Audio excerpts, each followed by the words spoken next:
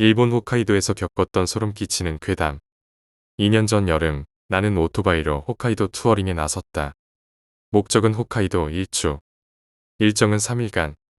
마음 내키는 대로 떠난 나 홀로 여행이다. 홋카이도는 예상한 것 이상으로 아무것도 없었다. 마을에서 마을까지 100km를 넘을 때도 있다. 그 사이 편의점은커녕 자판기조차 없다. 마음 편하게 장거리 투어링을 즐기는 게 좋지만 정말로 장거리 투어링을 좋아하는 사람이 아니면 고생에 지나지 않는다. 이번 여행의 콘셉트는 가능한 한 돈을 들이지 않는 것 때문에 여관이나 호텔에서는 일절 묵지 않고 여행을 하기로 했다. 여행 도중에 걱정이라고는 주유소가 마을에만 있다는 것. 24시간 운영이라는 건 논외이다. 대개의 주유소는 19시에는 문을 닫는다. 이른 곳은 17시에 닫는 곳도 있었다. 내 오토바이는 연비가 나빠서 연료를 가득 채우고도 160km밖에 달리지 못한다. 일정은 3일간이었다. 밤에도 달리지 않으면 제때 도착할 수가 없다. 하지만 나는 머리가 나쁜 건지 가솔린 휴대캔의 준비를 잊고 말았다. 더욱이 4일 뒤에는 출근을 해야 돼서 빠듯한 일정이었다. 제때 도착할 리가 없다. 나는 그것을 일정의 절반을 넘어선 시점에서 깨달았다. 나는 생각했다. 일주를 포기하고 홋카이도를 남북으로 종단하는 도로를 가로질러 하코다테에서 페리를 타고 육로로 돌아갈 것인가? 아니면 오기로 폭주해서 오타루까지 돌아간 다음에 일주를 끝낼 것인가? 고민한 결과 나는 일주를 하기로 결정했다. 이틀째 밤 나는 달리고 있었다. 홋카이도의 밤은 조용하고 어둡다. 도쿄의 밤이 대낮처럼 느껴질 정도로 조용하고 어둡다. 주위는 나무들이 드리워져 마치 나를 덮어버리려는 듯이 우뚝 솟나 있다. 긴장을 늦추면 나무들 속으로 삼켜질 것만 같은 심원을 느끼게 한다. 가는 도중 미터를 보니 가솔린 경고등이 들어와 있었다. 오늘은 여기까지군. 그렇게 생각한 나는 길에 아무 역이나 대충 오토바이를 세우고 거기서 밤을 지새우기로 했다. 내가 멈춰 선 그 역은 임시로 세워놓는 간이 화장실이 설치되어 있는 것 이외에는 아무것도 없다. 각오는 하고 있었지만 너무 외로웠다. 주위에는 민가는커녕 개미 새끼 한 마리 없다. 작은 가로등만이 나와 오토바이를 비추고 있었다. 휴대하고 있던 식량을 먹어치운 후 나는 콘크리트 위에 몸을 뉘었다. 달이 무척 예뻤다. 이렇게 예쁜 달을 도쿄에서는 볼 수가 없다. 나는 홋카이도에 온 것을 약간 기쁘다고 생각했다. 변함없이 나무들에 둘러싸인 심원의 어둠 속에서 나는 잠을 청했다. 잠이 들었을 때 정적을 가르는 차 엔진 소리가 들려왔다. 시간은 2시. 이런 한밤중에 달리는 사람이 홋카이도에도 있네. 그렇게 생각하고 눈을 떴다. 어떤 차가 이런 한밤중에 홋카이도를 달리고 있는 걸까? 흥미를 가진 나는 도로가로 고개를 내밀었다.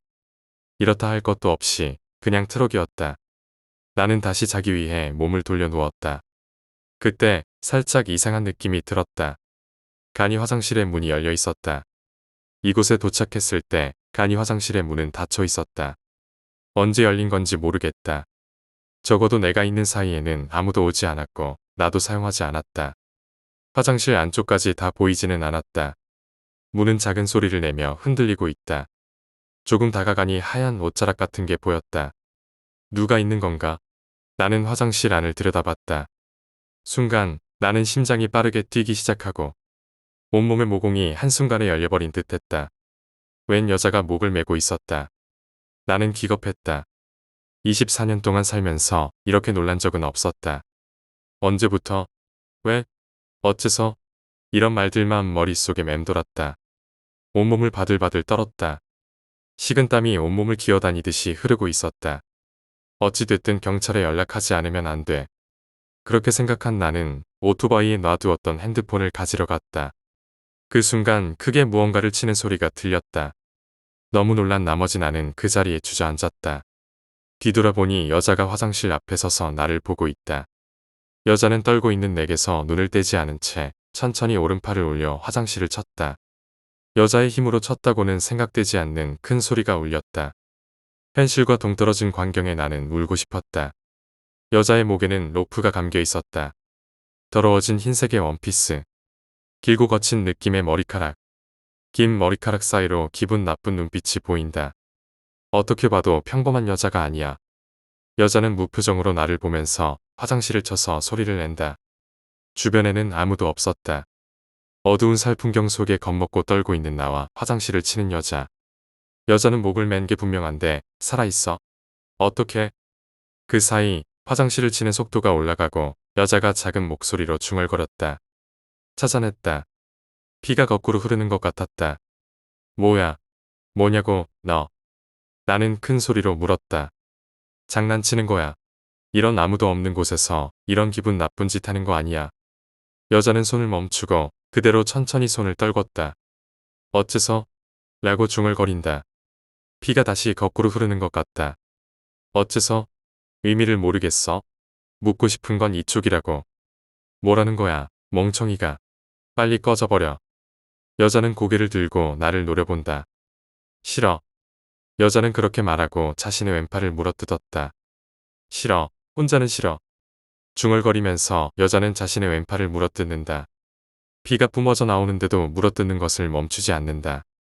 살점이 뜯기는 소리가 들린다. 여자는 울고 있었다. 울면서 자신의 팔을 뜯어 먹고 있었다. 여자의 입은 피로 새빨갛게 물들어간다. 팔은 하얀 뼈가 보이기 시작했다. 도망치라는 말이 머릿속에 가득했다. 이 녀석은 내가 상대하기에는 어림도 없는 정신 이상자다. 변질자다. 나는 오토바이를 향해 전력 질주했다. 도망치지 못하면 내가 먹힌다. 그런 생각이 전신을 휘감았다. 헬멧을 손에 들고 뒤를 보니 그 여자가 없었다. 없어. 그 순간 어깨에 뭔가 닿았다. 그 여자의 피투성이 왼손이었다. 여자는 어느샌가 내 바로 뒤에 있었다. 버리고 가지마. 여자가 그렇게 말하는 것과 동시에 손에 들고 있던 헬멧을 여자의 얼굴을 가격했다. 이 이상은 없을 정도로 전력을 다해 나는 그 여자를 때렸다. 여자는 입과 코에서 피를 흘리면서 뒤로 몸이 젖혀졌다. 그럼에도 불구하고 여자는 내 어깨에서 손을 떼지 않았다. 나는 몇 번이고 헬멧으로 여자의 얼굴을 가격했다. 나는 절규했다. 겨우 여자가 내 어깨에서 손을 떼고 뒤로 넘어졌다. 뭐야? 대체 저거 뭐냐고. 공포와 불안을 떨쳐내고 나는 악셀을 당겼다. 다음 순간 나는 본 적 없는 침대 위에서 눈을 떴다. 병원. 어째서 병원 같은데. 그곳은 확실히 병원이었다. 어째서 내가 여기에 있는 건지 전혀 기억이 없다. 나는 홋카이도 길가의 어느 역에서 미친 여자한테서 도망치던 중이었는데 그런데 그 뒤에 기억이 없다. 어째서인지 나는 병원에 있었다. 다친 곳은 없다. 사고가 난 것도 아니다. 나는 병원 밖으로 뛰어나가려고 했지만 문이 열리지 않았다. 밖에서 잠겨 있었다. 누구 없어요. 그러자 간호사로 추측되는 남자가 나왔다. 무슨 일이신가요? 아니, 저기, 여기는 어딘가요? 나는 왜 여기에 있는 겁니까? 간호사는 한숨을 쉬면서 이제 슬슬 담당 선생님의 진단이 있을 예정이니까 그때 이야기하세요. 그렇게 말하고는 어딘가로 가버렸다. 나는 혼란스러웠다. 여기는 뭐하는 데지? 어째서 나는 병실에 갇혀 있는 거지? 문득 침대 가장자리로 눈을 돌리니 노트가 놓여 있었다. 노트를 들고 펼쳐보니 거기엔 내 글씨가 가득히 적혀 있었다. 살려줘. 그 여자가 죽였는데 아무도 나를 믿지 않아. 내용의 의미는 전혀 모르겠지만 필체는 틀림없이 내 것이었다. 잠시 노트를 보고 있으니 문이 자물쇠가 열리는 소리가 났다. 돌아보니 좀 전에 남자 간호사와 경찰관 모습을 한 남자가 들어왔다. 경찰관이 나에게 수갑을 채웠다. 잠깐만요. 왜 수갑을 채웁니까? 경찰관은 아무 말도 않은 채 나를 때렸다. 넘어진 나를 내려다보면서 경찰관은 얌전히 굴어라고 했다. 두 남자에게 이끌려 나는 진찰실이라고 쓰인 방에 들어갔다. 배기를 입은 의사로 보이는 남자가 기다리고 있었다. 두 남자는 방을 나갔고 나와 의사 두 사람만이 남았다. 상태는 어떠신가? 의사가 물었다. 무슨 뜻인지 모르겠습니다. 어째서 제가 이런 곳에 있는 겁니까? 나는 분명히 홋카이도에 있었습니다. 나는 집에 돌아가고 싶습니다. 집에 가게 해주세요. 자네에게는 돌아갈 곳이 없네. 자네는 소지하고 있던 헬멧으로 여성을 살해해 경찰에 잡혔네. 그 후 심신상실이라고 진단되어 이 병원에 격리된 것이고 자네는 사회적으로 완전히 말살되었고 돌아갈 장소도 전부 처분되었다네.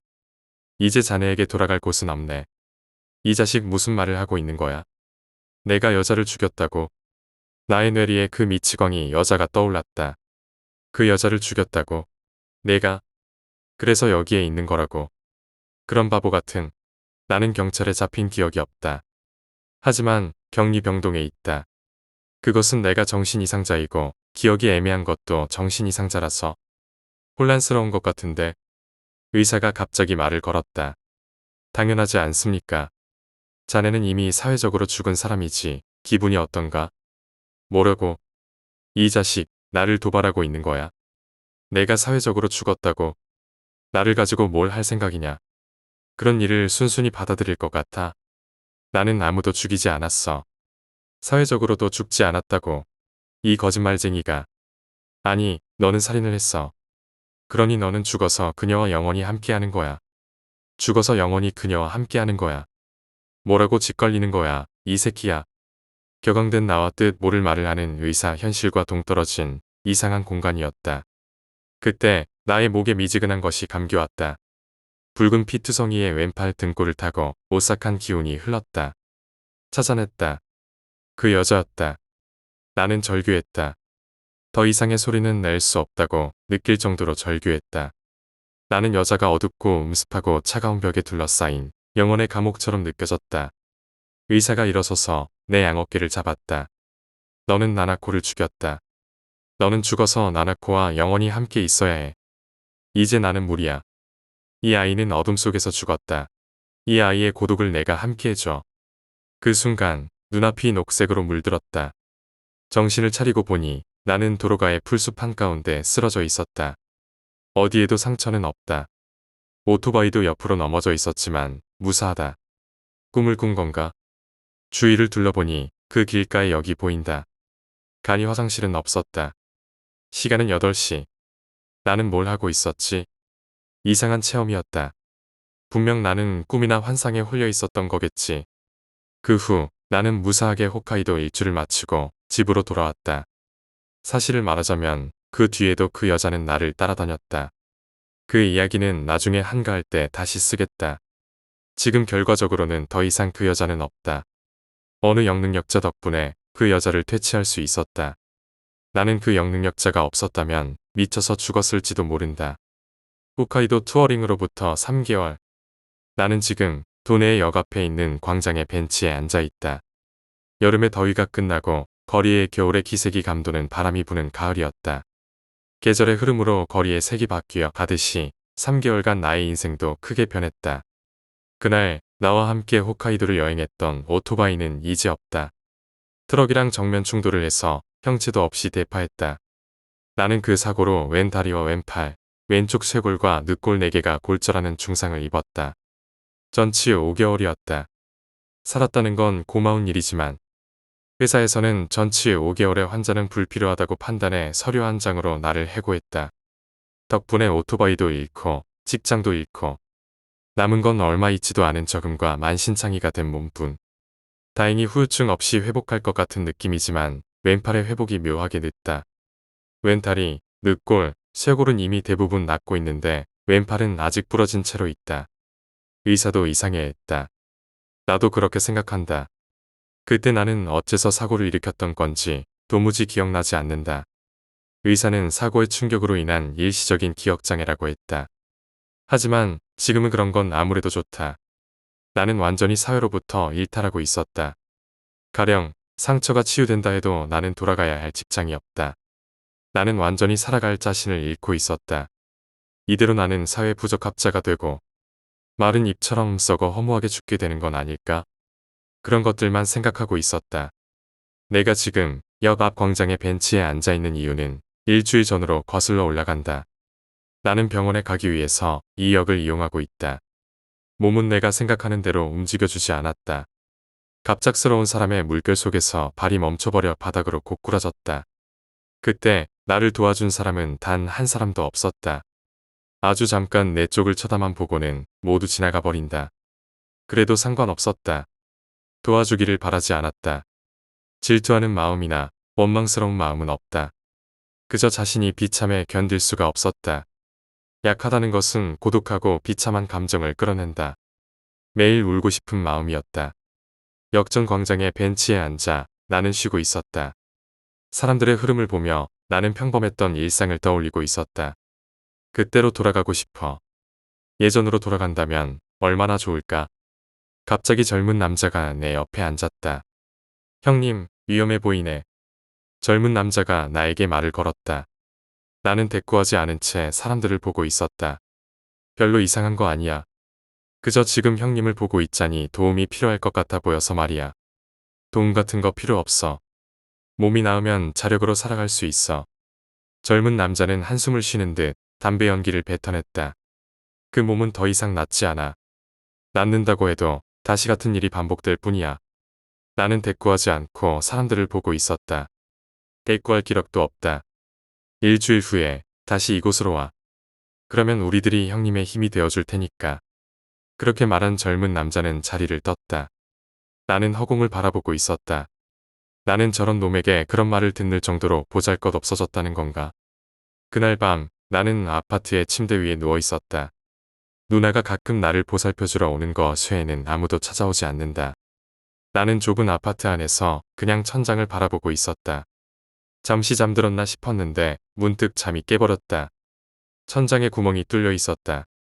그것도 한 사람이 드나들 수 있을 것 같은 커다란 구멍이.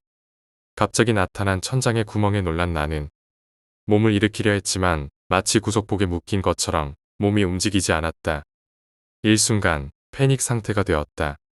천장의 한 점만을 응시한 채로 꼼짝할 수가 없다. 어떻게든 몸을 움직이려고 발버둥 치는 나의 귓가에 무언가 질질 끄는 소리가 들렸다. 소리가 나는 곳은 천장의 구멍 안. 전신의 경계 신호가 흐르기 시작했다. 위험한 기운이 천장의 구멍 안으로부터 가득 차서 넘치고 있었다. 나는 눈을 감았다. 이건 꿈이라고 스스로를 다독였다. 일어나자, 일어나자. 필사적으로 빌었다. 눈을 뜬 순간 나는 내 눈을 의심할 수밖에 없었다.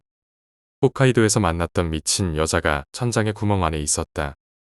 심장이 터질 듯이 세차게 뛰기 시작했다. 미친 여자는 입을 다문 채 나를 보고 있었다. 꼼짝도 할 수 없는 나는 그저 떨고 있을 뿐이었다. 미친 여자의 입이 마치 껌을 씹는 듯 우물우물 기묘하게 움직였다. 여자의 입에서 천천히 피가 흘러내렸다. 그 피가 방울이 되어 내 얼굴에 달라붙는다. 여자가 입에서 토해낸 피는 사람의 피라고는 생각되지 않았다. 차가웠다. 시체의 피 그렇게밖에 생각되지 않았다. 나는 소리를 질렀다. 누구라도 좋아. 알아차려줘. 누가 좀 도와줘. 내 얼굴 전체가 피로 덮였음에도 계속 여자가 피를 토해내고 있었다. 나는 소리를 질렀다. 마음속에서부터 외쳤다.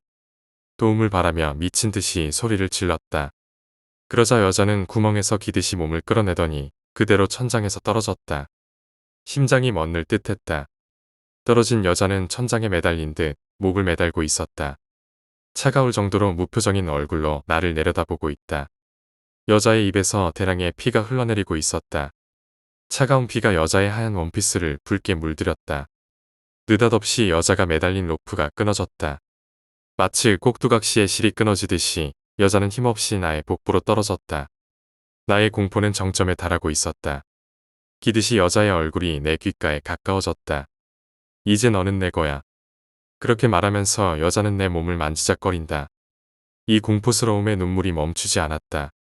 용서해줘. 누가 좀 도와줘. 간절히 원할 수밖에 할 수 있는 게 없었다. 여자는 내 입에 억지로 쑤셔 넣는 듯한 불쾌한 키스를 했다. 나는 흐느끼며 절규했다. 그 찰나 여자가 사라졌다. 나는 뱃속에 남아있던 모든 것을 토해냈다. 아침에 일어나 보니 눈을 뜬 내 주변은 내가 토한 것들로 더럽혀져 있었다. 거울을 들고 얼굴을 살폈다. 여자의 피는 묻어있지 않았다. 침대 주위에도 여자의 피는 없었다. 천장에도 구멍은 없다. 그저 내 토사물이 여기저기 묻어있을 뿐이었다. 나는 짐을 정리해 아파트를 뛰쳐나왔다. 낮에는 여관에서 쉬었고 밤에는 패밀리 레스토랑에서 지새웠다. 나는 더 이상 혼자가 되는 상황을 견딜 수가 없었다. 누구라도 좋으니까 사람이 있는 곳에 있고 싶었다. 그런 생활이 일주일간 계속되었다. 몸과 마음 모두 한계에 가까워지고 있었다. 치료되지 않는 몸. 익숙해지지 않는 생활 환경. 내 안에서 많은 것들이 무너져 내렸다. 불과 얼마 전까지 나는 열심히 일을 하며 어엿한 사회인으로서 살아왔다.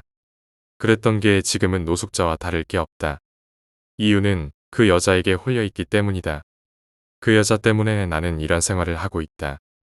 정신 이상자라고 생각되어도 할 말이 없으니 이런 건 누구에게도 말할 수 없다. 나는 이제 안 된다. 진심으로 그렇게 생각했다. 내 마음은 절반이 죽어 있었다. 모두가 절망적으로 생각됐다. 정신이 들고 보니 나는 그 젊은 남자와 만났던 역 앞 광장의 벤치에 앉아 있었다. 마지막 기댈 곳이라고 생각했는지도 모른다. 나는 그냥 아무 생각 없이 벤치에 앉아 있었다. 여름의 더위가 끝나고 거리에 겨울의 기색이 감도는 바람이 부는 가을이었다. 나는 그를 기다리고 있었다. 역전 광장의 벤치에 앉아서 허공을 바라보고 있었다. 가혹한 환경에 견디기 힘들어진 나는 이제 생각하는 것도 포기했다. 오로지 일주일 전에 만났던 젊은 남자를 기다리고 있었다. 담배에 불을 붙이는 소리가 들렸다. 어느샌가 그가 내 옆에 앉아 있었다. 전에 만났을 때보다 심해졌네. 형님 이제 한계지? 젊은 남자가 고개를 숙이며 지면을 향해 연기를 뱉었다. 정말로 도와줄 수 있는 거야? 매달리는 심정으로 물었다. 할 수 있는 만큼은 하고 싶어. 이대로 형님을 방치해두면 죽을 게 분명한데 그걸 알고도 내버려두면 꿈자리가 사나워지니까 뭘 하면 되지? 일단 따라와. 그렇게 말하고 젊은 남자는 주차되어 있는 차에 나를 태웠다. 얼마쯤 달린 후 차는 빌딩 안으로 들어갔다. 그 안에 젊은 남자의 사무실이 있다는 것 같다. 탐정사무소라고 쓰인 곳. 이곳이 젊은 남자의 사무실. 탐정. 내가 그렇게 중얼거리자 젊은 남자는 본업은요라고 대답했다. 사무실 문을 여니 안에는 아무도 없었다. 지금은 모두 나가 있어요. 아마 사장님은 있을 텐데. 나는 돈 없어. 우리 사장님 돈벌레이긴 하지만 알고 보면 좋은 사람이고 아마 괜찮을 거예요. 그렇게 말하며 젊은 남자는 안쪽에 사장실이라고 쓰인 문 앞으로 갔다. 가볍게 2번 정도 노크를 하자 안에서 들어오세요라는 대답이 들렸다. 문을 열자 거기에는 커리어 우먼의 모습을 한 여자가 있었다. 이 여자가 사장이다. 여 사장은 내 얼굴을 보자마자 혀를 찼다. 또 쓸데없는 놈을 데려왔군. 작은 소리였지만 확실히 그렇게 말했다. 노골적으로 반기지 않는 모습이었다. 사장님, 아니, 저기, 그게 그러니까. 젊은 남자가 횡설수설하는 사이. 여 사장은 젊은 남자를 매섭게 쏘아보며 서류를 책상에 내던졌다. 너 말이야. 우리는 자선사업을 하고 있는 게 아니야. 이런 돈도 없는 놈을 데려오면 어떻게 먹고 살겠다는 거야. 확실히 여장부다운 이미지 그대로의 꾸중이다. 아니, 그렇지만 사장님도 보면 알잖아요. 이 사람 이대로 두면 죽는다고요. 오지랖도 정도껏 하라고. 고개를 떨구는 젊은 남자. 아무래도 이 녀석은 진심으로 나를 돕고 싶어 하는 것 같았다.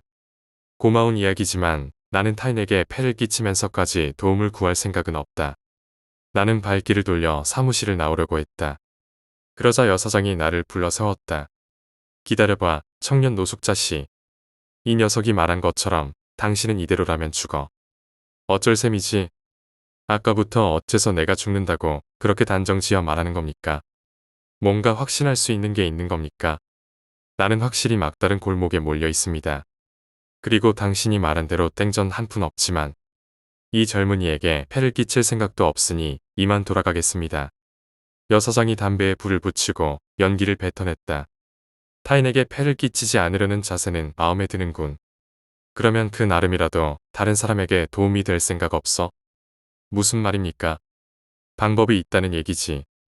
설마. 사장님. 젊은 남자의 얼굴이 새파래졌다. 당신, 아까 나한테 무슨 확신이 있어서 자신이 죽는다고 말하는 거냐고 물었었지. 나는 끄덕였다. 당신, 아무래도 성가신 거에 홀렸어. 목을 맨 더러운 원피스를 입은 여자. 짐작 가는 거 있지? 나는 놀랐다. 그 여자의 얘기를 지금까지 아무한테도 한 적 없다. 놀랐나 보네. 뭐, 나도 본업은 탐정이지만 부업으로 영과 관련된 일도 하고 있어. 그건 그렇고 그 반응 좋은데. 좋아해, 그런 얼굴. 나는 생각했다. 본업이 탐정이고 부업이 영능력자? 정말 이상했다. 여기 있어도 괜찮은 걸까? 하지만 그 미친 여자의 일을 맞췄다. 그것도 사실이다. 하지만 그 미친 여자가 영혼이었나? 내 착각이었던 건 아닐까? 아까 말했던 좋은 방법이란 거는 뭡니까? 여사장이 쓴 웃음을 지었다. 아무도 좋은 방법이라고는 하지 않았어. 그저 방법이 있다고 했을 뿐. 그럼 그 방법이란 건 나한테 재령을 받으려면 최저 200만 엔은 들어. 당신한테 그만한 돈은 없어. 하지만 저기 젊은이가 한다면 얘기는 달라지지. 저 녀석은 영능력자로서는 아직 미숙하거든. 그러니까 저 녀석의 실습을 겸해서 재령을 하게 해준다면 돈은 들지 않아. 반대로 이쪽에서 사례금을 지불하지. 단 몸의 보증은 해줄 수 없어. 1절. 그렇게 말한 여사장은 미소를 지으며 담배를 피벼 껐다. 그 얘기를 들은 젊은 남자는 머리를 움켜쥐고 하늘을 바라보며 중얼거렸다. 저기 사장님 나더러 어쩌란 거예요? 젊은 남자의 질문에 여사장은 뭐라고 말하며 불편한 심기를 드러냈다. 지금부터 클라이언트와 문진 그 후에 재령 방법을 검토하고 계획서를 쓰고 내일까지 나한테 제출하도록. 알았지? 됐으니까 얼른 일 시작하라고 멍청이. 여사장은 격양된 목소리로 우리들을 내쫓았고 우리들은 사무실을 빠져나왔다. 그 후 우리들은 찻집으로 들어갔다. 좋은 가게죠. 여기 사장님 가게예요.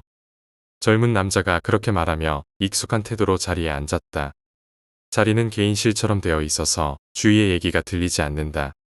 두 사람 다 커피를 주문했고 젊은 남자가 노트북을 꺼냈다. 그럼 형님 지금부터 문진을 시작하겠습니다. 준비되셨습니까? 신경 쓰이는 게 있는데. 뭔가요? 그쪽 말이야. 조금 전까지 반말이더니 갑자기 존댓말을 쓰고 있어. 어째서지? 형님이 정식으로 저의 클라이언트가 되셨기 때문입니다. 사실은 사장님이 해주길 바랬지만 어쩔 수 없네요. 제가 실습으로 형님의 재령을 한다면 회사에서 인재 육성비로 예산이 나옵니다. 형님에게도 사례금으로 2만 엔이 지불됩니다. 어찌 보면 금전적으로는 이것이 최선의 방법이겠네요. 단지 제가 정말로 미숙하기 때문에 1절 몸의 보증을 해드릴 수 없습니다. 하지만 전력을 다하겠습니다. 어설프게 손을 대면 저도 죽게 되니까요. 그렇게 말하면서 조는 상냥한 미소를 지었다. 뭘 말하고 싶은지 대충 알겠어. 단지 나는 영이라든가 그런 것은 잘 몰라. 솔직히 이번 미친 여자의 일도 나의 정신질환에 의한 환상이나 착각이라고 생각했다. 그러니까 갑자기 영이라든가 그런 얘기를 들어도 갈피를 못 잡겠어. 역시 그렇군요.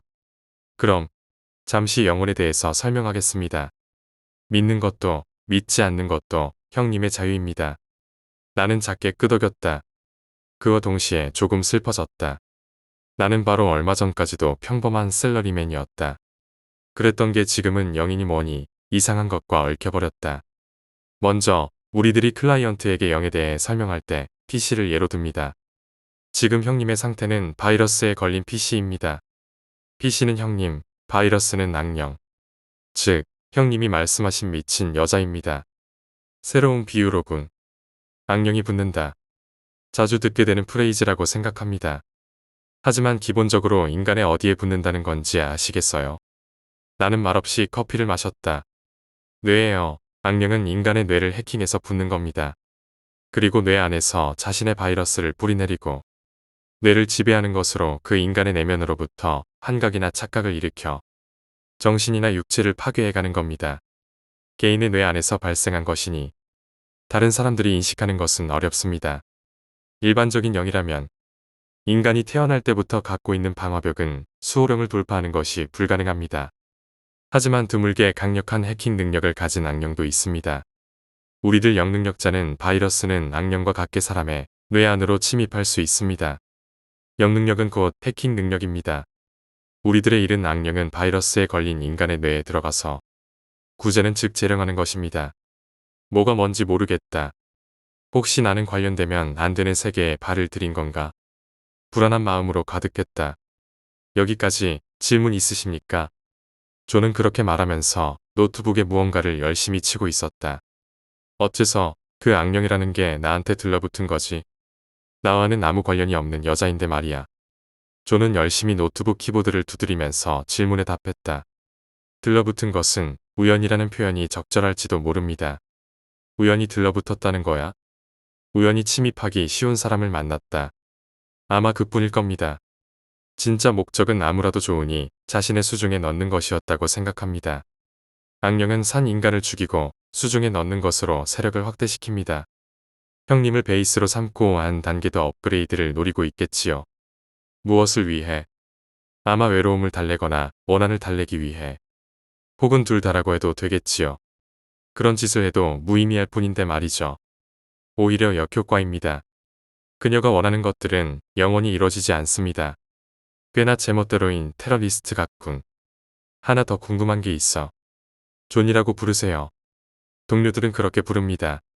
본명이 말하기 힘든 이름이어서. 존이라 옛날 집에서 기르던 개와 같은 이름이다. 아까 너는 사장이 재령을 하라고 했을 때 머리를 움켜쥐면서 오마이갓이라고 했지. 그것과 어설프게 손으로 대면 자신도 죽는다라고 했던 것에 대해서 설명을 듣고 싶어. 들으셨어요? 뭐라고 해야 되지? 솔직히 말하면 제 손에서 감당할 수 있는 상대가 아니라고 생각했습니다. 감당할 수 없다니.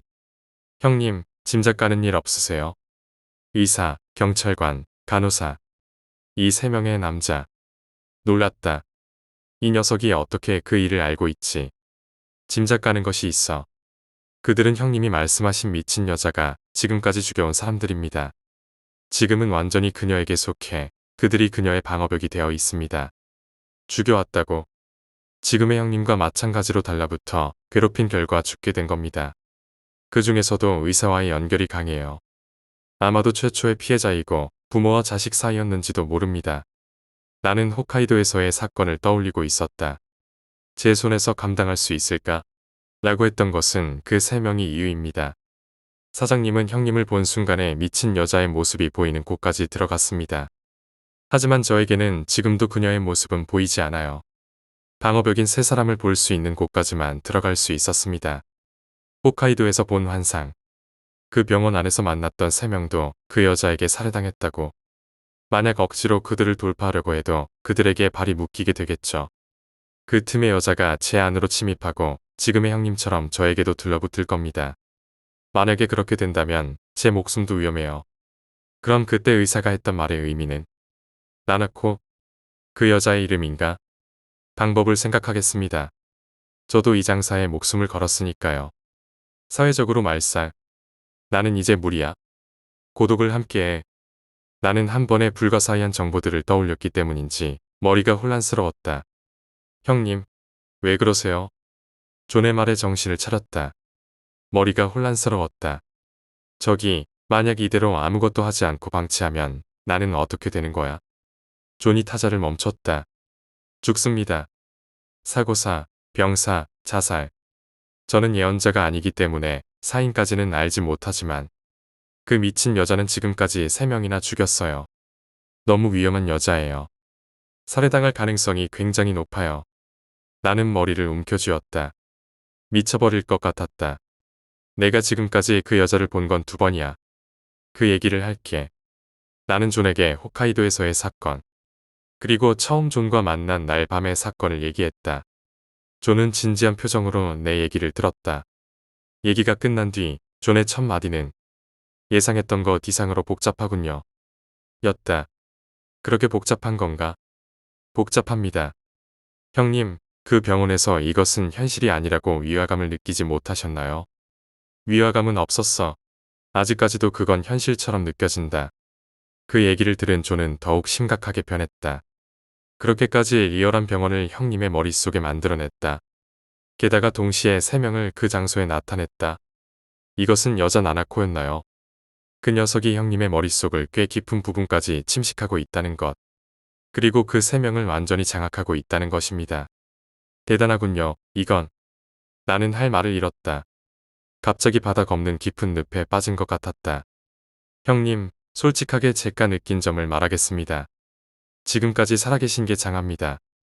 나와 존은 어느 호텔에 룸에 있었다. 괜찮은 방이죠. 여기 사장님의 사촌이 경영하는 호텔이에요. 확실히 좋은 방이었다. 지상 20층에 위치한 이 방에서는 예쁜 야경이 보인다. 형님, 가족분들에게는 연락해 두셨죠? 응, 뭐라고 설명해야 할지 몰라서 애먹었지만 결국은 이해해줬어. 죄송하지만 일이 끝날 때까지 형님을 이곳에 감금하겠습니다. 자칫 잘못하면 가족분들에게도 피해가 갈 수 있으니 나의 가족은 어머니와 누나 두 사람이다. 아버지는 3년 전에 가을에 심근경색으로 돌아가셨다. 아버지가 돌아가실 때 곁에는 아무도 없었다. 우리가 알아차렸을 때는 이미 집에서 홀로 돌아가신 뒤였다. 아버지는 정말 좋은 분이셨다. 나는 이제껏 그때처럼 진심으로 울어본 적이 없다. 남겨진 몸이 약한 어머니를 내가 지켜야 하는데 지금 나는 이 모양이다. 정말로 면목 없다. 저기, 존. 너도 가족이 있을 거 아냐? 내 질문에 존은 잠시 곤란한 얼굴을 했다. 피가 이어진 가족은 없습니다. 시설 출신이거든요. 그래서. 그랬군. 괜한 질문을. 아니요, 제게는 가족이 있습니다. 사장님과 동료들 모두가 가족이죠. 저는 사장님이 잡아주지 않았다면 정말 쓸모없는 인생을 살다가 죽었을 거예요. 그렇게 말하면서 존은 상냥하게 웃었다. 그 여사장, 히스테릭하고 무서운 사람이었지만 내가 말한 것처럼 천성은 좋은 사람이더군. 그렇죠.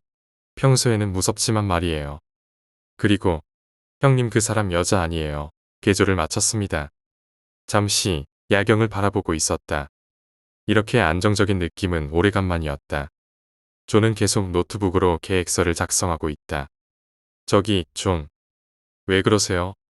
나 같은 사람이 또 있을까?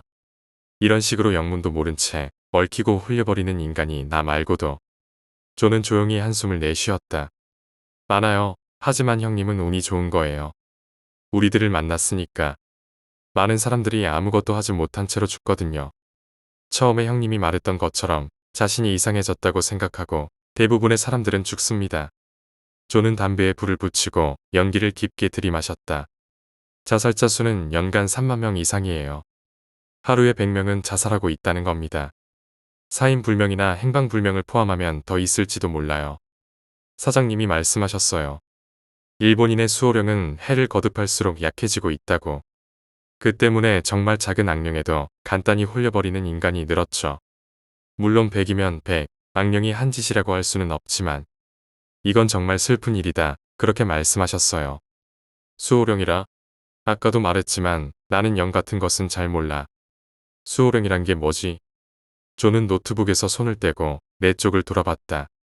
수호령과 악령. 영이라는 같은 한자를 사용하지만 근본적으로는 전혀 다른 존재입니다. 악령은 자기 자신의 감정과 의지를 의존해 존재합니다. 반대로 수호령은 인간의 따스한 기억에 의존해서 존재하죠. 악령의 강함은 자신이 가진 원한에 얼마나 강한지에 의해 좌우되고 수호령의 강함은 사람의 따스한 기억에 따라 좌우됩니다. 따스한 기억, 뭘 말하는 거지? 상냥함이겠죠. 사람은 누군가에게 보호받거나 도움을 받으며 상냥함을 배웁니다. 서로 돕는 정신. 그 정신이 수호령의 힘이 되는 겁니다. 역시 나는 잘 모르겠다. 하지만 존이 진지하다는 것. 그것만은 너무도 잘 알고 있다. 그거 무슨 종교 같은 건가? 아니요, 사장님께 얻어들은 거예요. 우리들은 종교 집단이 아닙니다. 존의 말대로 일본의 수호령이라는 것이 전체적으로 약해져 있다면 그건 서로 돕는 정신의 결여가 원인인가? 정말 슬픈 일이군. 그렇다면 나도 그 서로 돕는 정신이란 게 없기 때문에 일이 이렇게 되어버린 건가? 형님의 수호령은 강해요. 아까도 말했지만 형님은 원래 벌써 죽었어도 전혀 이상하지 않아요. 그 정도로 강력한 놈에게 홀린 거예요. 그런데 형님은 죽지 않았어요. 수호령이 지켜주고 있는 겁니다. 네, 수호령. 아버님이요. 형님의 아버지가 형님을 지켜주고 계십니다. 아슬아슬한 승부이긴 하지만요. 정말로 온 힘을 다해서 싸워주고 계세요. 형님은 정말 좋은 아버지 밑에서 자라셨군요. 그 말을 듣고 나는 아무 말 없이 창밖에 펼쳐진 예쁜 야경을 바라보았다. 예쁜 야경이 희미하게 번져 보였다. 존이 저녁밥으로 스파게티를 내왔다. 드세요. 이제부터는 체력 승부가 될 겁니다. 존에게는 미안하지만 식욕이 없었다. 절반 정도 먹는 것이 한계였다. 그걸 본 존이 한숨을 쉬었다. 나는 앞으로의 불안으로 가슴이 답답했다. 이유도 알지 못한 채로 소동에 휘말려 이러고 있다. 도무지 납득할 수가 없다. 나는 어째서 이런 일에 휘말려버린 거지? 자문자답을 해봐도 존에게 물어도 내 마음은 납득하질 못했다. 창밖으로 보이는 풍경 속에는 지금도 사람들이 바삐 움직이고 있다. 예전에는 나도 저 흐름 속에 있었는데 그때로 돌아가고 싶다. 생각에 빠져 있던 내 귀에 창문에 무언가가 달라붙는 듯한 소리가 들렸다. 소리가 나는 쪽으로 눈을 돌린 나는 몸이 굳어졌다. 사람의 손이 창문 바깥쪽에 달라붙어 있다. 여기는 지상 20층. 베란다도 없다. 사람이 서 있을 수 있는 공간은 없다. 그런 곳에 사람의 손이 있었다. 나는 존을 불렀다. 바로 존이 달려와 내 앞을 막아서고 창문에서 떨어지세요. 라고 소리쳤다. 존은 핸드폰을 들고 어딘가에 전화를 걸었다. 나는 창에 붙은 손에서 시선을 떼지 않고 있었다. 괜찮습니다. 제가 있어요. 이 방 안으로는 들어올 수 없습니다. 떨고 있는 나에게 존이 말했다. 그때 손 주인이 몸을 끌어올리려는 듯 천천히 움직이기 시작했다. 나는 손 주인의 얼굴을 본 순간 머리를 총으로 맞은 듯한 충격을 받고 말문이 막혀버렸다. 손의 주인은 나였다. 창 바깥쪽에 내가 있었다. 몇 번을 다시 봐도 나였다. 내 머릿속은 완전히 새하얘졌다. 어째서 내가 창밖에 달라붙어 있는 거지? 나는 여기 있는데 창 바깥쪽에도 내가 있다. 나는 너무 혼란스러웠다. 사장님, 저예요. 존입니다. 일이 난처하게 됐습니다. 형님의 도플갱어가 나타났어요. 제 눈에도 보입니다. 지금은 창밖에 있어요. 부탁드립니다. 존의 전화 상대는 사장이었다. 존은 무언가를 사장에게 부탁하고 전화를 끊었다. 형님, 저놈과 절대로 접촉해서는 안 됩니다. 접촉하면 저도 사장님도 형님의 목숨을 구해드릴 수 없어요. 창밖에 있는 또 하나의 내가 미친 듯이 창문을 두드리기 시작했다. 창문을 두드리는 소리가 끊이지 않고 방 안 가득 울린다. 열어, 열어. 내가 창밖에서 그렇게 소리치고 있었다. 나는 움츠러들어 마음속으로 멈춰줘. 이제 그만해줘 라고 계속 소리쳤다. 존은 빨리 해줘. 서둘러줘요 라고 중얼거렸다. 그 순간 존의 핸드폰이 울렸다. 핸드폰의 착신음에 창밖에 나는 놀란 듯한 표정을 지으며 눈 녹듯이 사라져버렸다. 뭐지? 저건 대체 뭐야? 내가 있었어. 내가 있었다고. 고함치는 나를 무시한 채 존은 전화통화를 하고 있다. 사라졌습니다. 알겠습니다. 나는 또다시 전혀 이해할 수 없는 상황에 놓여버렸다. 존은 소파에 앉아서 지금 일어난 사태를 설명하기 시작했다. 상황이 너무 좋지 않습니다. 창밖에 있던 형님은 그 여자, 나나코가 만들어낸 형님의 분신입니다. 그 분신과 접촉하면 확실히 죽습니다. 흔히 말하는 도플갱어라고 하는 놈이에요. 이건 그 여자가 형님을 진심으로 죽이러 왔다는 증거입니다. 도플갱어의 살상 능력은 비정상적으로 높습니다. 아마도 그 여자는 형님을 천천히 괴롭히다가 죽일 생각이었지만 우리들이 나타나는 바람에 그래서 서둘러 죽이려고 한 것 같습니다. 이제 와서 말이지만 형님 안에 사장님 특제 방어벽을 쳐두었어요. 평범한 악령이었다면 꼼짝도 못했을 겁니다. 그걸 그 여자는 가볍게 돌파해서 형님의 분신을 만들어냈어요. 더 나쁜 일은 나는 형님의 분신을 보려고 해서 본 게 아닙니다. 그 여자가 강제로 보게 한 거예요. 즉, 나도 어느샌가 여자에게 침범당하고 있었던 겁니다. 아까 그건 사장님께 부탁해서 쫓아냈지만 지금 나에게는 저것을 쫓아낼 만한 능력이 없습니다. 제가 가장 충격받은 것은 꿈속이 아닌 현실에서 그렇게까지 리얼한 형님의 분신을 만들어내고 우리 둘에게 동시에 보여줬다는 겁니다. 게다가 저는 그 조짐을 전혀 눈치채지 못했어요. 그 여자가 저보다 월등한 능력을 가진 존재라는 것을 뼛속 깊이 알게 됐습니다. 거칠게 숨을 내쉬며 존은 분한 얼굴로 그렇게 말했다. 내 몸은 여전히 떨림이 멈추지 않았다. 존의 얘기가 나의 공포심을 더욱 부추겼다. 나는 존에게 소리쳤다. 그럼 어쩌란 거야? 존이 고개를 숙였다. 어쩌면 좋죠. 존은 머리를 움켜쥐며 괴로워했다. 지상 20층에 위치한 호화스러운 호텔룸. 예쁜 인테리어가 장식된 이 방에 어울리지 않는 두 남자. 한 명은 공포로 떨고 있고 한 명은 머리를 감싸쥐고 괴로워하고 있다. 나와 존이다. 우리들은 적의 강함에 큰 타격을 입었다. 내 마음은 절망감으로 가득했다. 필사적으로 도망치는 방법만을 생각하고 있었다. 존, 서민대출도 좋고 사채도 좋아. 돈을 빌려서 200만 엔을 만들어 올 테니까 사장님에게 재령을 부탁해줘. 존은 담배에 불을 붙이고는 머리를 극적였다. 무리예요, 형님. 사장님은 한 번 말한 건 절대로 굽히지 않습니다. 저에게 재령을 하라고 말한 이상. 설령 제가 죽거나 형님이 죽더라도 사장님은 손대지 않을 거예요. 나는 주먹으로 테이블을 내리쳤다. 지금 장난하냐? 내 목숨이 걸려 있다고. 200만이 부족하면 300만이라도 만들어 올게. 그러니까 좀 도와줘. 존이 소리를 지르며 일어섰다. 저를 믿어주세요. 너를 믿으라고. 존은 진지한 눈으로 나를 봤다. 그 날카로운 눈빛에 나는 당황했다. 나는 형님을 지킬 겁니다. 내가 형님을 반드시 구해낼 겁니다. 그러니까 저를 믿어주세요. 나는 형님을 지키기 위해서 목숨을 걸었어요. 설령 내가 죽더라도 형님은 반드시 내가 구해냅니다. 나는 곤혹스러웠다. 이 녀석 왜 이렇게까지 하는 거지? 내가 그렇게까지 나를 지키고 싶어 하는 이유가 뭐야? 너도 위험하잖아. 존은 잠시 침묵을 지키더니 깊은 한숨을 내쉬었다. 우리들은 재령을 할 때 대상자의 수호령의 힘을 빌립니다. 즉, 형님의 아버님이시죠. 형님의 아버지와 많은 이야기를 했습니다. 존이라는 이름, 형님이 예전에 기르던 계란 같은 이름이던데요. 아버님이 웃으셨어요. 나는 정에 약하니까 형님의 아버지와 이야기를 하고 있을 때 아버님께 영향을 받은 건지도 모르겠어요. 지금은 형님이 진짜 저의 형처럼 느껴져요. 형님을 지키고 싶어하는 아버님의 마음은 진짜예요.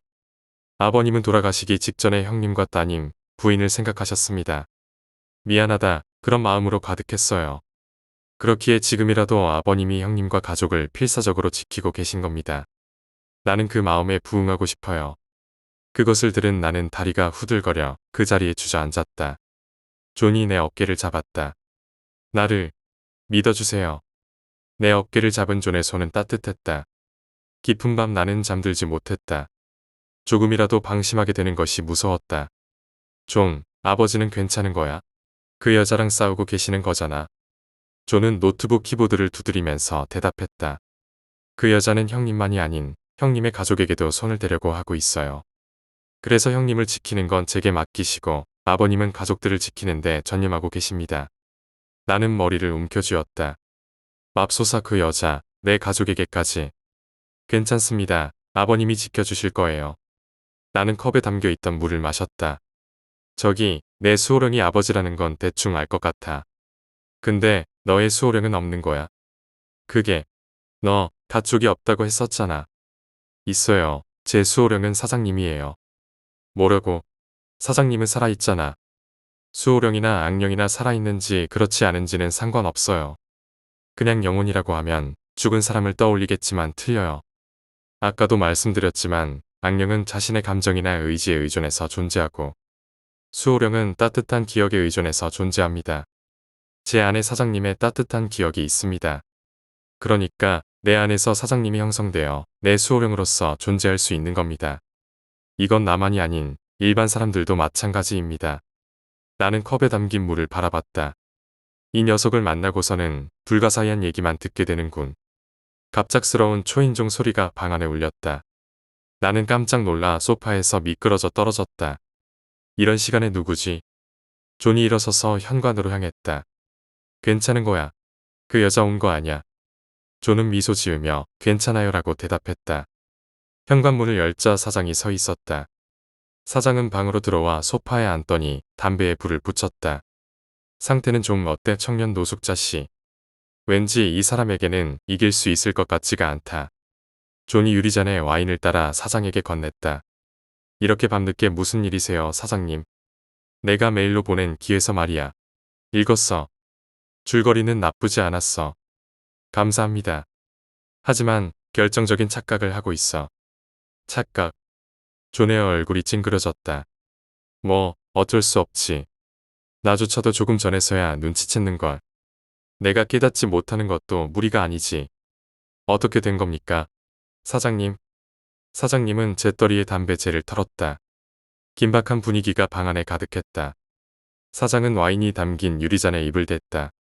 레드 와인이 들어있는 잔을 유연하게 다루는 손가락의 움직임이 인상적이었다. 좀 전에 이 청년 노숙자 씨의 도플갱어가 나타났다는 거지. 네, 제게도 강제적으로 보여줬습니다. 저한테도 손을 댔던 것 같습니다. 존은 분한 얼굴을 했다. 나는 내가 실습을 시작할 때 안정장치로 청년 노숙자 씨에게 미리 방어벽을 쳐놨었어. 만일을 대비해서 말이야. 하지만 그걸 돌파했고 그뿐만 아니라 녀석은 도플갱어까지 만들어냈다. 내 판단으로 그 지저분한 여자에게 그런 힘은 없었을 터. 위화감을 느꼈니, 존? 확실히 저도 놀랐어요. 설마 사장님의 방어벽이 뚫릴 줄이야.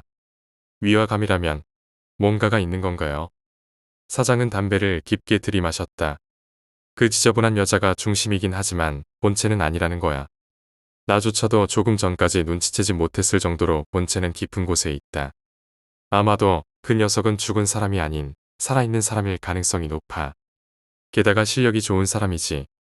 우리가 생각했던 거 이상으로 뿌리가 깊다는 게 문제야. 나는 아무 말 없이 이야기를 듣고 있었다. 점점 터무니없는 방향으로 흘러가기 시작했다.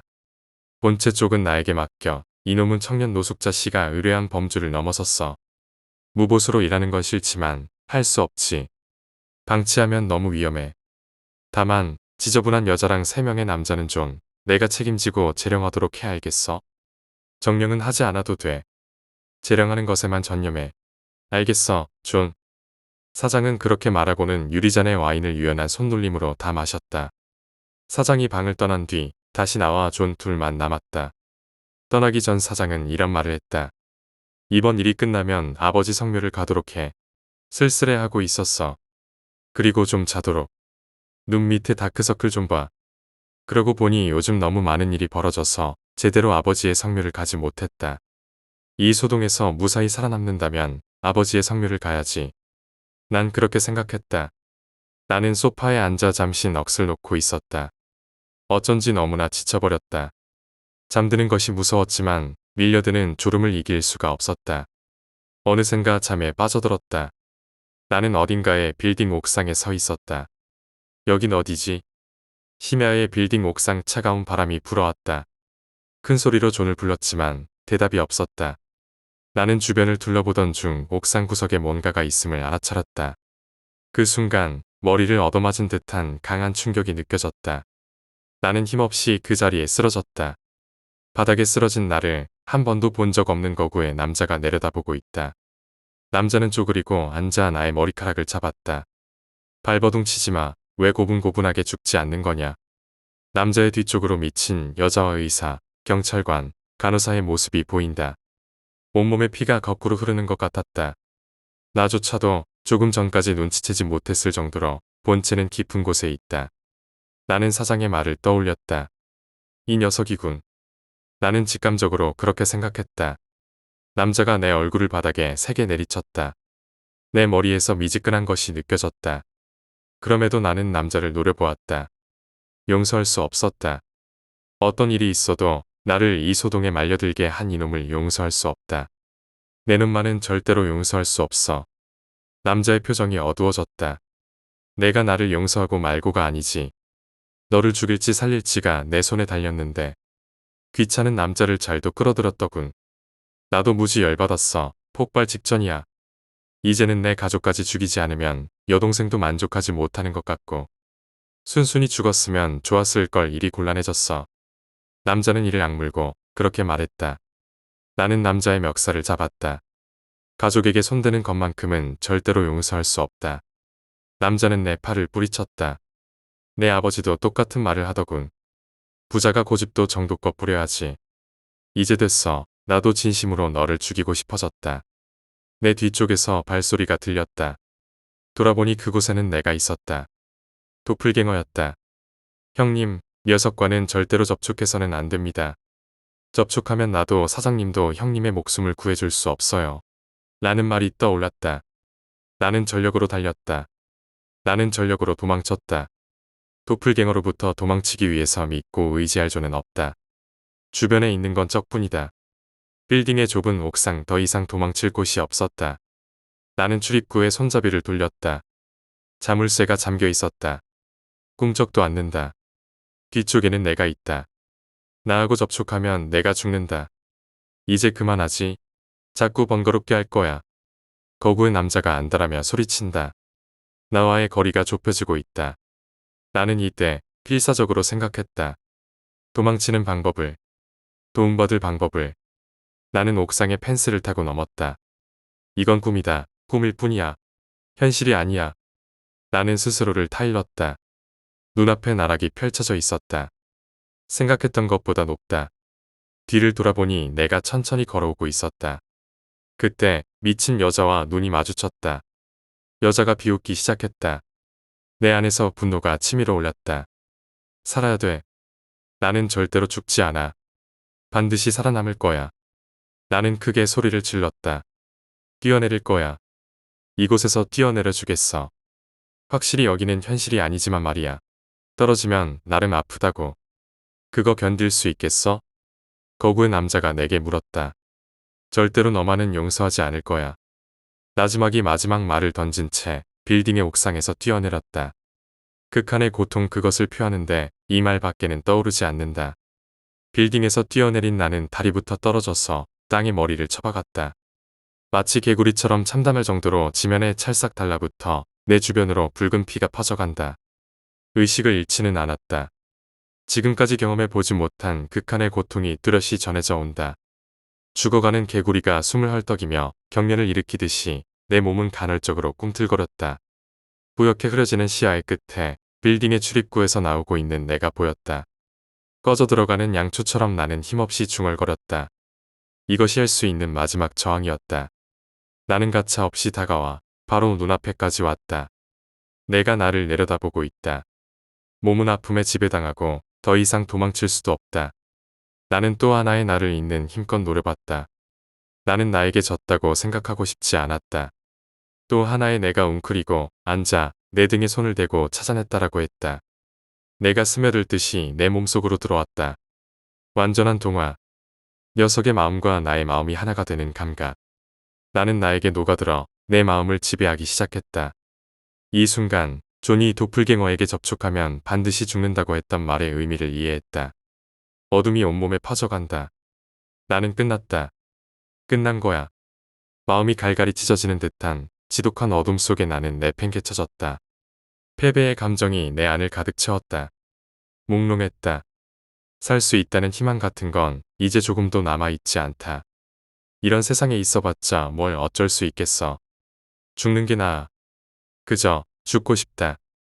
정말로 그것뿐이었다. 아무래도 좋다. 죽을 수 있다면 끈이든 석유든 아무 거라도 좋으니 나에게 줘.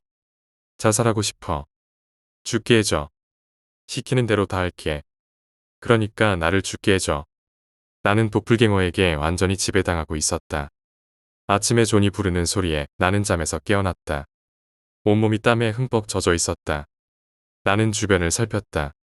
여기는 내가 있던 호텔룸이다. 나는 온몸을 만져봤다. 아무렇지도 않았다. 존이 커피를 가져왔다. 괜찮아요, 형님. 나는 분명히 도플갱어와 접촉했다. 하지만 지금은 죽고 싶다는 생각이 들지 않는다. 나 살아있는 건가? 난 아직 현실을 파악하지 못하고 있었다. 혼란스러우신 것 같은데 이제 괜찮습니다. 형님 이제서야 저도 봤습니다. 그 녀석이 형님의 적인 거군요. 존의 말에 나는 놀랐다. 어떻게 된 거야, 존? 형님에게는 죄송하다고 생각했지만 형님의 방어벽을 일시적으로 약하게 했습니다. 아니나 다를까 적의 본체는 형님에게 손을 댔습니다. 노리던 대로 말이에요. 난 존의 말을 이해할 수 없었다. 그럼 그 녀석을 일부러 불러들였다는 거야? 형님이 미끼가 되어주셨습니다. 물론 형님의 안전이 최우선인 만큼 그에 대한 대책을 마련해놓고 실행했습니다. 무슨 말을 하고 있는지 나는 전혀 이해할 수가 없었다. 나는 커피를 단숨에 들이켰다. 잠깐만, 그러니까 나를 어떻게 했다는 거지? 설명해줘, 뭐 했다고? 존은 담배에 불을 붙였다. 적은 형님에게 도플갱어를 사용했습니다. 이건 고도의 기술을 필요로 해요. 적은 상당히 실력이 뛰어납니다. 하지만 사장님은 이렇게 추측하셨어요. 적은 자신과 동등한 능력을 가진 사람과 만난 적이 없다. 형님에 대한 음습하고 적극적인 접근으로 볼 때 적은 A급 내 능력을 갖고 있지만 경험이 적은 인간이라고 추측했어요. 그래서 함정에 걸려들었지요. 적이 형님의 도플갱어를 사용한다면 이쪽도 형님의 도플갱어를 사용한다. 적도 자신 외에 도플갱어를 만들 수 있는 사람이 있다고는 생각하지 못했겠죠. 전혀 의심도 못하더군요. 존은 미소를 지으며 그렇게 말했다. 도플갱어? 어디가? 어느 부분이 뭐가 도플갱어라는 거야? 나는 여전히 존에게 질문을 던지고 있다. 도무지 이해가 안 된다. 형님께서 저기 만든 빌딩 옥상에 서 있던 시점부터 형님은 사장님이 만든 도플갱어였습니다. 의식이 없는 인형이라고 의심받을 수 있어서 절반 정도는 형님의 의식을 넣었습니다. 형님에게는 무서운 경험을 하게 해드리고 말았지만 덕분에 저와 사장님이 보고 있다는 걸 전혀 들키지 않을 수 있었습니다. 사장님이 본체인 남자를 찾으러 가셨습니다. 이제부터 탐정의 실력을 보일 차례네요. 저기 뭘 하면 한다고 미리 말 좀 해줘. 나는 한 장의 식빵을 앞에 두고 난처해하고 있었다. 요즘 들어 잘 먹지도 못했음에도 불구하고 식욕이 전혀 없다. 지금의 나는 식빵 한 장조차 손대지 못하고 있었다. 아까 사장님이 본체인 남자를 찾으러 갔다고 했었지. 스파게티를 꾸역꾸역 입에 넣으며 존이 대답했다. 사장님은 아침 비행기로 홋카이도에 가셨어요. 홋카이도? 사장님이 그 남자에게 침입해서 행방을 확인했습니다. 아마도 지금쯤 그 남자 겁먹고 떨고 있지 않을까요? 절대로 사장님한테서 도망칠 수 없거든요. 존, 녀석은 역시 살아있는 사람이었어? 그런 짓을 사람이 할 수 있다는 거야. 존은 스파게티를 다 먹어치우고는 카레라이스도 먹기 시작했다. 저도 놀랐어요. 사장님 이외에 그런 일을 할 수 있는 사람은 처음 봤어요. 그런 실력을 가진 사람이 그렇게 방치되어 있었다니 정말 무서워요. 존은 카레라이스를 다 먹어치운 다음에 돈가스 덮밥을 먹기 시작했다. 너무 많이 먹는 거 아니야? 식욕이 없는 나에게는 존이 먹는 모습은 신기하게 느껴질 정도였다. 앞으로 할 작업은 체력이 필요하거든요. 지금 먹어두지 않으면 저녁까지는 사장님이 본체의 남자를 묶어놓을 거예요. 드디어 클라이맥스입니다. 그렇게 말한 존이 부드러운 미소를 지었다. 그 말을 들은 나는 식빵에 버터를 바르고 입에 밀어 넣었다. 존은 그렇게 말했다. 사장이 본체인 남자를 묶어두고 존이 나의 재령을 한다. 즉, 그 여자와의 싸움에 종지부를 찍을 때가 된 것이다. 나는 토할 것 같았지만 억지로 위에 밥을 집어넣었다. 더 이상 사느냐 죽느냐의 문제만이 아니다. 난 이놈들에게만큼은 지고 싶지 않았다. 저녁, 존은 나를 침대에 눕혔다. 지금부터 어떤 일이 있더라도 절대로 마음만큼은 지면 안 됩니다, 형님. 존의 말에 나는 세게 고개를 끄덕였다. 마음만이라면 나는 절대로 저런 놈들에게 지지 않아. 존은 시계를 보면서 심호흡을 하고 이제 곧 시작이에요. 형님, 이번에 제 핸드폰이 울리는 때가 신호예요. 저는 단숨에 형님에게 침입할 겁니다. 후원을 잃은 여자가 격렬하게 날뛸지도 모릅니다. 제가 형님이 있는 곳에 도착할 때까지 버티셔야 합니다. 나는 존의 손을 잡았다. 그래, 믿어. 존은 고든 눈으로 나를 바라보며 고개를 끄덕였다. 그 순간 존의 핸드폰 벨소리가 방 안에 울려 퍼졌다. 정신이 드니 나는 본 적이 없는 양옥 같은 건물 안에서 목재 의자에 묶인 채로 앉아 있었다. 눈앞에는 내려가는 계단이 보인다. 나는 건물 안을 살폈다. 무척 오래된 듯한 느낌이 들었다. 양옥의 내부는 꾸민 것 같은 유화감이 있었다. 확실히 이전보다 약하다. 나는 천천히 눈을 감았다. 존이 나를 구하러 온다.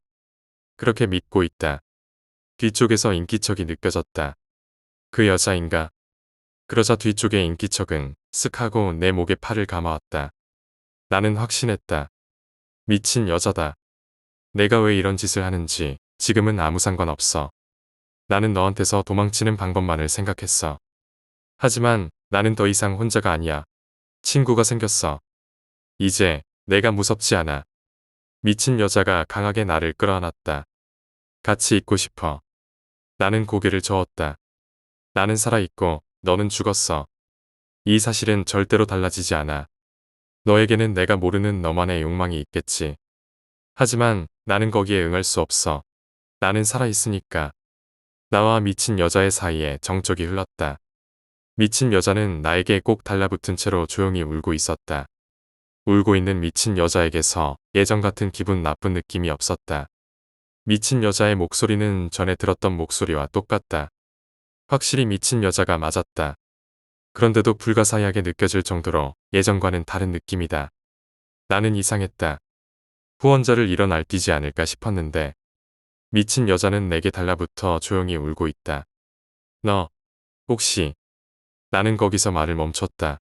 더 이상 말을 이을 수가 없었다. 그때 양옥의 현관문이 조용하게 열렸다. 거기에는 존이 있었다. 형님, 마중 왔습니다. 존은 그렇게 말하며 계단을 올라 미친 여자를 노려봤다. 미친 여자는 아무것도 하지 않고 나에게서 팔을 풀고 존을 지나쳐 조용히 계단을 내려갔다. 계단 아래에서 멈춘 미친 여자는 천천히 뒤돌아 나를 바라봤다. 여자의 얼굴에 나는 놀랐다. 예전과 같은 불길함은 없고 깨끗한 얼굴이었다. 지금까지와는 다른 소녀의 안타깝고 슬픈 표정이 내 눈에 강하게 남았다. 여자는 발길을 돌려 뒤돌아보지 않고 현관 밖으로 사라져갔다. 어떻게 된 거지, 저 여자. 상상한 전개와는 너무 다르지 않은가. 그 여자의 후원자도 그 3명의 남자도 사라졌습니다. 더 이상 승산이 없으니 단념한 거겠죠. 그 여자도 형님 안에서 완전히 사라졌습니다. 우리가 이겼어요. 존은 이 싸움의 승리를 선언했다. 그러나 내 안에 환희는 없었다. 존이 나를 의자에 묶어놨던 도구들을 분리했다. 의자에서 일어선 나는 몸이 신기할 정도로 가벼웠다. 나와 존은 함께 천천히 계단을 내려갔다. 현관의 끝에는 눈부신 햇살이 내리쬐고 있었다. 희망의 빛이었다. 우리들은 현관 밖으로 나갔다. 그때 시선의 한 구석에 사람 그림자가 보였다. 아버지. 아버지는 조용히 고개를 끄덕이며 다정하게 미소 지으셨다. 내 눈에서는 도저히 멈출 수 없을 것 같은 눈물이 쏟아졌다. 아버지의 상냥한 얼굴에 눈물이 멈추지 않았다. 나는 아버지 앞에서 아이처럼 소리 높여 울었다. 정말 아이처럼. 나는 존의 목소리에 잠에서 깼다. 지상 20층에 위치한 호화로운 호텔 우리는 돌아왔다. 너무나도 긴 악몽을 꾼 기분이야. 그래도 무사히 끝나서 다행이다. 고마워. 아니에요. 저만이 아니에요. 사장님과 아버님도 열심히 하셨습니다. 물론 형님도요. 그 미끼 작전 때 형님은 적의 손으로부터 벗어나기 위해 빌딩에서 뛰어내리셨죠. 현실이 아닌 걸 알고 있다 해도 보통은 못 뛰어내립니다. 게다가 적의 본체를 향해 계속 몰라붙이셨잖아요. 그건 형님이 용기가 있기 때문에 가능했던 거예요. 아니, 나는 곧 입을 다물었다. 혼자였다면 벌써 죽었을 것이다. 그리고 지금도 한심한 생각을 하고 있었다. 저기 그 여자 말인데. 존은 나에게 커피를 내밀었다. 무슨 말을 하고 싶으신지 알 것 같아요. 마지막으로 저도 그 여자에게 침입했었으니까. 그렇지만 걱정 안 하셔도 돼요. 전부 끝났습니다. 나는 커피를 마시면서 창밖에 펼쳐진 야경을 바라봤다. 안타까운 마음을 떨치기 위해 나는 야경을 눈에 새겼다. 그 후 나는 안심한 탓인지 고열로 병원에 입원했다. 3일 정도 고열에 시달린 후 나는 기적적으로 회복했고 부러져 있던 왼팔의 뼈도 의사가 눈을 동그랗게 뜰 만큼 빠른 속도로 회복했다. 최악이었던 컨디션도 완전히 회복해 나는 예전 같은 건강한 몸을 되찾았다. 입원 중 존이 몇 번이나 문병을 왔었다. 이 녀석은 정말 좋은 놈이다. 최악이라고 할 수 있는 일들 속에서 존과 만난 것만은 신에게 감사하고 싶다. 다음 날 나는 다시 사장님에게 인사를 하러 갔다. 변함없이 히스테릭한 사장님은 말만 말고 고마우면 돈을 내라고. 뭐 어느 정도 예상은 하고 있었으니 괜찮다. 그리고 사장님은 꼭 아버지께 성묘하러 가 라고 했다. 나는 오래간만에 가족과 함께 아버지께 성묘를 하러 갔다. 오랜만에 온 아버지의 무덤은 흙먼지로 뒤덮여 있었다. 나는 미리 준비하고 있던 청소 도구를 꺼내 정성스럽게 아버지의 무덤을 닦았다. 가족을 구해주셔서 감사합니다. 지켜주셔서 고맙습니다. 그런 마음을 담아 정성스럽게 닦았다. 어머니도 여동생도 필사적으로 무덤을 청소하는 나를 바라보며 왜 그렇게 열심히 청소하는지 이상하게 생각하는 듯했다. 나는 두 사람에게도 청소 도구를 건네고 함께 청소를 끝냈다. 기분 탓인지는 모르겠지만 아버지의 웃음소리가 들린 것 같다. 그 후 우리들은 레스토랑에 들어갔다. 오래간만에 단란한 가족 나들이었다. 식사 후에 나는 화장실에 들렀다. 입구를 열고 안으로 들어갔다. 거기는 빌딩의 옥상이었다. 놀란 나는 주변을 둘러봤다. 내 시선 끝자락에는 그 소동의 본체인 남자가 펜스에 기댄 채 담배를 물고 있었다. 가벼운 인사를 하며 남자가 나에게 다가왔다. 나는 소리쳤다. 그렇게 소리 안 질러도 돼. 딱히 뭘 하려고 온 건 아니니까. 남자는 계속 나에게 다가오고 있다. 무슨 짓을 하려고? 대체 뭐 하러 온 거야? 소리치는 나를 무시하고 남자는 내 앞에 서더니 뜻밖의 말을 꺼냈다. 이래전말을 알고 싶지 않아? 이래전말이라고. 남자는 나를 조롱이라도 하는 듯 미소를 지었다. 걱정하지 마. 그 오카마 사장의 허락을 받았으니까. 남자는 내 가슴에 주먹을 날린다. 그러자 남자의 주먹은 아무런 느낌 없이 내 가슴을 통과해버렸다. 나는 너한테 아무 짓도 할 수 없다. 그 오카마가 너를 완벽하게 지키고 있으니까. 내 능력도 오카마에게 제어당하고 있지. 지금 나는 오카마에게 거기를 잡혀 있어서 꼼짝도 못해. 나는 뒷걸음질 쳤다. 나한테 하고 싶은 얘기가 뭐야? 남자는 어디에선가 의자를 꺼내더니 걸터 앉았다. 아까도 얘기했잖아. 이래전말이라고. 어째서 나랑 여동생이 너를 노렸는지, 왜 죽이려고 했는지. 너한테는 들을 권리가 있다. 확증은 없었지만 나를 해치려는 의도는 없어 보였다. 확실히 나도 이 소동의 동기와 이유를 알고 싶다. 내 마음속에 있는 안개의 정체를 알고 싶었다. 좋아. 그럼 얘기해봐. 그렇게 나와야지. 그래야 일부러 찾아온 보람이 있지. 그렇게 말한 남자는 담배를 바닥에 버리고 발로 비벼 껐다. 처음으로 너를 만난 건 내가 오토바이로 오타루에 왔을 때야. 뭐라고 하지? 투어링이었나? 너는 그걸 하러 왔어. 나는 마침 일이 있어서 오타루에 갔었고. 그때 여동생 나나코가 너를 택했다. 왜냐면 나나코에게는 내가 부러운 존재였기 때문이다. 마치 빛에 꼬여드는 벌레들처럼 나나코는 너한테 이끌린 거지. 나는 곤혹스러웠다. 뭐가 부러웠다는 거야? 너 안에 존재하는 따뜻한 가족이 보인 거겠지. 그게 나나코는 부러웠던 거다. 우리 집은 말이야, 한마디로 말하면 시궁창 그 자체였다. 특히 나나코는 생전에 그 빌어먹을 아버지한테 학대를 받았다. 입 밖으로 꺼낸다는 게 역겨울 정도야. 친아버지가 딸을 성의 대상으로 삼는다는 건. 게다가 아버지는 극단적인 사디스트였다. 잔인한 일이지. 그렇지만 나도 잘한 건 없다. 괴로워하는 여동생을 못 본 척했으니까. 어머니는 이미 오래전에 돌아가셨다. 그래서 여동생에게 나는 유일하게 의지할 수 있는 사람이었다. 나는 그걸 저버린 거지. 솔직히 말해서 귀찮았어. 나한테는 상관없는 일이었다. 나나코는 절망적이었겠지. 혼자서 경찰에 도움을 요청했어. 잠깐 기다려봐. 나는 남자의 이야기를 끊었다. 기분 나빠졌나? 그렇겠지. 시궁창 얘기니까 무리도 아니지. 남자는 주머니에서 담배를 꺼내들고 입에 물었다. 좀 전까지 사람을 조롱하듯 비웃던 남자의 얼굴은 심해처럼 차가운 표정이었다. 나는 얘기 내용보다 이 남자의 표정에 공포를 느끼고 있었다. 계속해도 되겠어? 나는 조용히 고개를 끄덕였다. 가능한 남자의 얼굴을 보지 않도록 조심했다.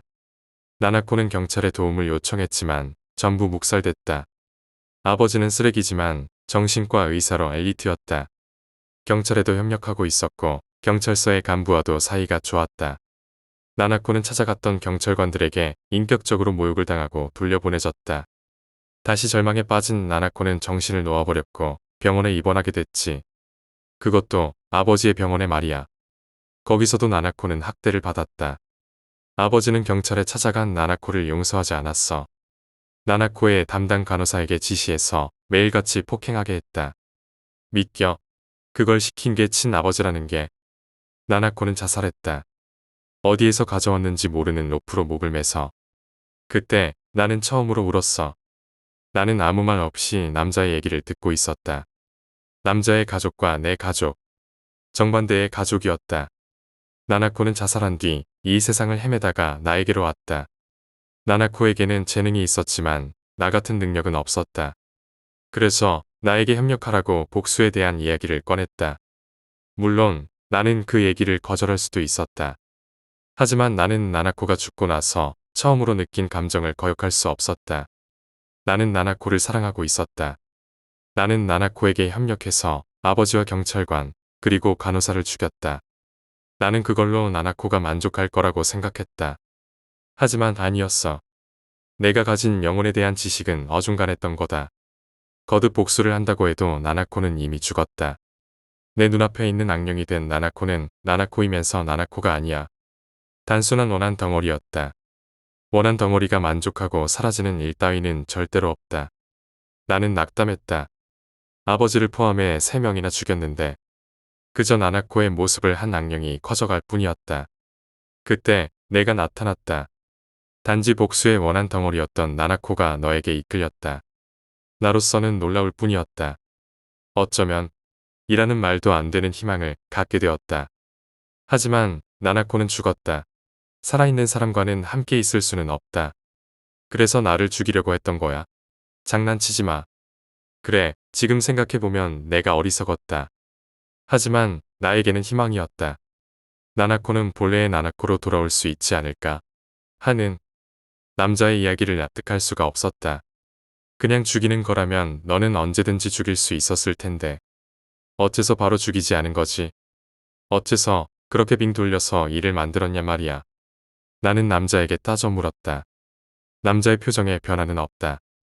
단순히 바로 죽이면 영혼은 이 세상에 머물지 않는다. 바로 사라져버리지. 괴롭히고 막다른 곳으로 몰아넣고 죽고 싶게 만들면 영은 이 세상에 강한 원한을 남기게 되고 긴 시간을 머물게 된다. 내가 영겁의 세월을 나나코와 함께 있어주기를 바랬다. 남자의 말에 나는 온몸이 떨렸다. 홋카이도에서 돌아온 너는 교통사고를 일으키고 중상을 입었다. 그것도 내가 했다. 내가 다니던 회사의 인사부장 뇌에 침입해서 해고 통지서를 쓰게 한 것도 나다. 왼팔의 골절만 치료가 늦어졌지. 그것도 내가 했다. 그 외의 일들도 참 많은 짓을 했군. 나는 떨리는 주먹을 꼭 쥐었다. 때려도 돼. 화를 참는 것은 전 셀러리맨의 서글픈 근성인가. 나는 남자의 왼뺨에 주먹을 날렸다. 남자가 의자에서 굴러 떨어졌다. 뭐, 한 방 정도는 각오했으니까. 남자는 그렇게 말하고는 의자를 원래 자리에 놓고는 걸터 앉았다. 나는 분노로 온몸이 뜨거워졌다. 진정하라고 해도 무리일 테지만 끝까지 얘기를 들어. 나는 너에게 감사하고 있다.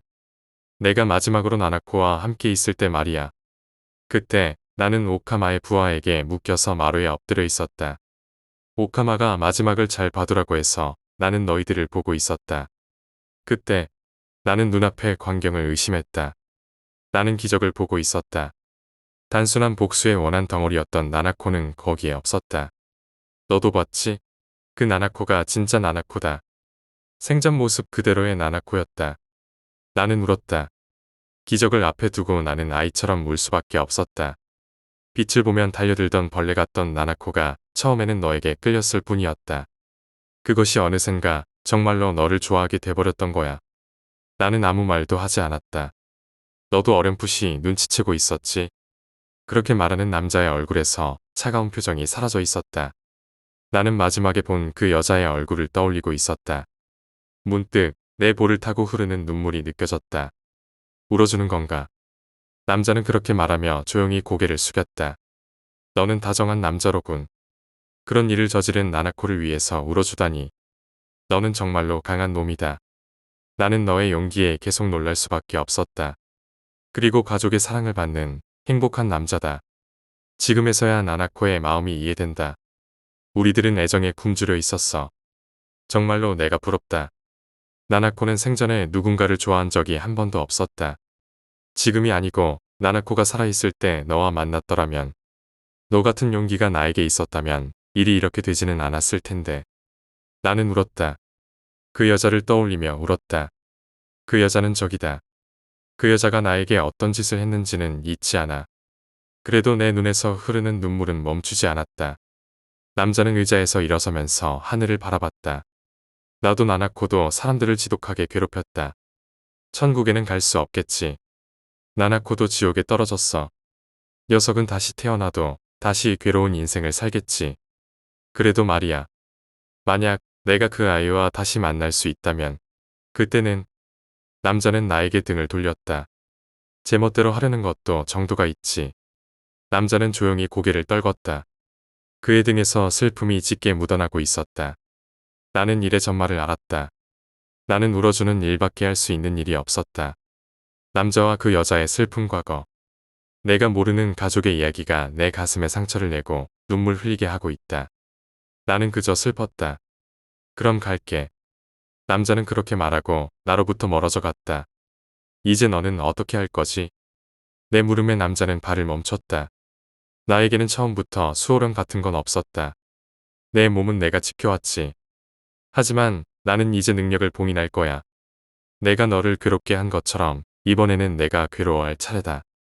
이제 너와는 만날 일 없어. 결국 내가 가야 할 곳은 여동생, 아버지와 같은 곳이다. 그렇게 말하고 남자는 내 눈앞에서 사라졌다. 나는 레스토랑의 화장실에 돌아와 있었다. 화장실의 세면대 앞에서 눈물 범벅이 된 얼굴을 씻었다. 나는 그 남자의 말을 떠올렸다. 결국 내가 갈 곳은 여동생, 아버지와 같은 곳이다. 그 가족에게 구원은 없는 것인가? 사람이 한 번 길을 벗어나면 원래의 자리로는 돌아올 수 없는 것인가? 나는 세상 무상을 느끼고 있었다. 화장실에서 나온 나는 가족들이 기다리는 테이블로 갔다. 행복한 모습. 그 가족은 이런 모습을 한 번도 본 적이 없는 걸까? 내 가슴은 안타까움으로 가득했다. 뭘 그렇게 멍하니 서 있어. 누나의 목소리에 나는 나로 돌아간다. 생각할 게 좀 있어서. 아까부터 계속 내 핸드폰 울렸었어. 왠지 받으면 안 될 것 같아서 그냥 뒀어. 나는 핸드폰을 봤다. 부재중 전화 기록이 5건이나 남아있다. 존이었다. 무슨 일이지? 나는 통화 버튼을 눌렀다. 여보세요. 형님이세요? 응, 무슨 일이야 존? 부재중 전화가 5개나 들어와 있던데 급한 일이야.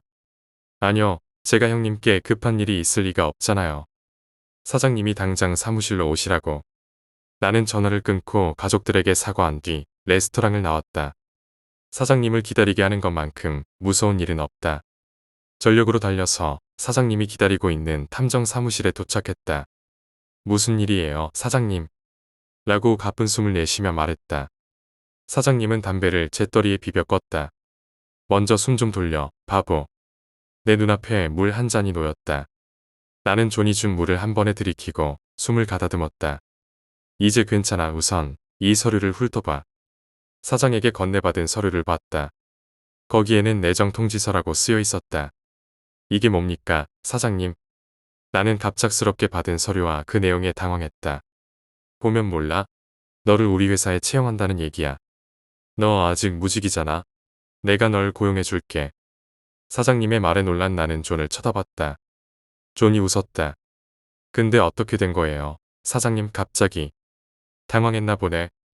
사장님이 요염하게 웃었다. 사실 말이야. 너의 적이었던 그 남자에게서 부탁받았어. 그 남자. 나는 놀랐다. 그 남자가 사장에게 부탁을 했다고.